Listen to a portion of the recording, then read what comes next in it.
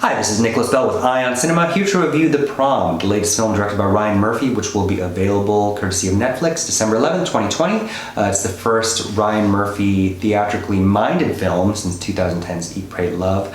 Of course, it's based on the 2018 musical, In Turn, that's inspired by real-life events that happened in 2010 Mississippi. The basic nitty-gritty of the story is a young girl named Emma, played by newcomer Jo Ellen Pellman, is being denied the right to bring a same-sex partner to prom. Kerry Washington plays Mrs. Green, who's the head of the PTA, and they have ruled that rather than allow this young woman to bring a same-sex partner, they will cancel prom altogether. This is married with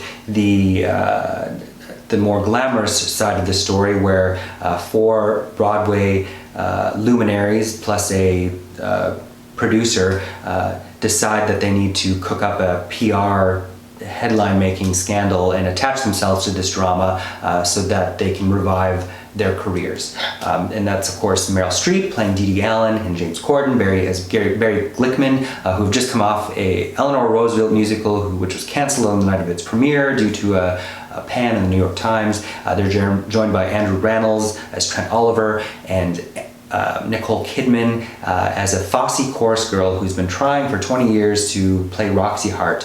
Her character is named Angie Dickinson, though apparently there's no relation to the actual actress named Angie Dickinson. So they go to Edgewater, Indiana, where all this drama is happening, and kind of make things worse.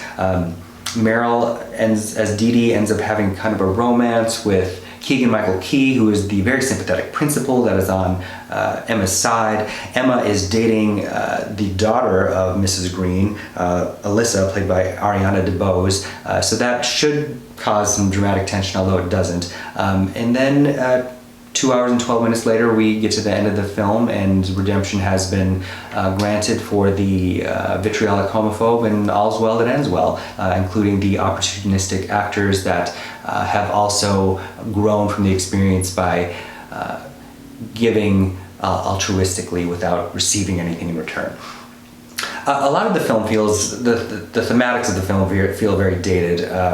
Arriving at a time during a pandemic where overwhelmingly the response seems to be that this is the perfect salve for being stuck inside, as nice, bright escapism with a great message.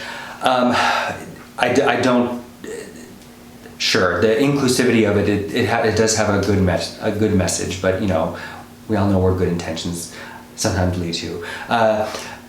That being said, I think it's overall kind of a very slipshod, sloppy film that feels way too bloated, with a lot of characters that don't have anything to do. Characters being added that weren't in the musical. Mary Kay Place pops up as Emma's grandmother, and Tracy Ullman pops up as James Corden's mother, kind of to provide some interiority for him, but it doesn't even manage to do that. I think the musical numbers, by and large, aren't very memorable. Meryl Streep does get one that's very entertaining. It's Not About Me, although one wonders why there wasn't a little more finessing, a little more homage, a little more flair to this, like an homage to her opening number in Death Becomes Her, something that would make some of this seem ironic, instead of just being so earnest that each time we deal with these young girls and their very passionless romance, it feels like an intrusion on the grand stars that Ryan Murphy has populated the periphery with. Nicole Kidman in particular really has nothing to do, and even her little Zaz Fosse number, if we had cut all that completely, you know, we might have had a manageable running time. It was shot by Matthew Libatique, which is kind of surprising. He's the Aronofsky cinematographer. It feels very much like a television production that is preaching to the choir and will probably be beloved by anyone that is not going to ask any tough questions of it, and probably be dismissed if you really don't care for musicals at all, or are a cynical nihilist like myself. Overall, I would give this 2 out of 5 stars. Hey, this is Eric from IonCinema.com. If you want to support us, subscribe below.